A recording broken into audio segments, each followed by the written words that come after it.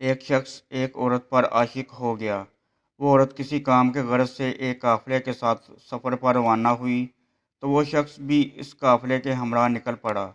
قافلہ جب ایک جنگل میں پہنچا تو رات ہو گئی۔ سب نے جنگل میں ہی پڑاؤ کیا۔ جب تمام لوگ سو گئے تو وہ شخص خاموشی سے اس عورت کے پاس آیا اور کہا کہ میں تم سے شدید محبت کرتا ہوں اور میں اسی لیے قافلے کے ساتھ آ رہا ہوں۔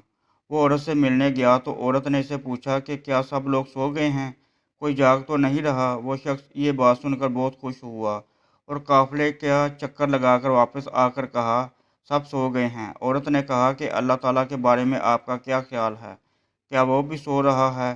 کہنے لگا کہ اللہ تعالیٰ کبھی نہیں سوتے۔ اس پر عورت بولی لوگ سو گئے، آپ لوگوں سے ڈرتے ہو، مگر اللہ جاگ رہا ہے، اللہ سے نہیں ڈرتے، ہمیں ڈرنا چاہیے۔ اس شخص نے یہ بات سنی تو اللہ کے خوف سے کانپ اٹھا اور برائی سے توبہ کر لی۔ اس شخص کا انتقال ہوا تو کسی نے اس کو خواب میں دیکھ کر پوچھا کیا سناؤ کیا گزری؟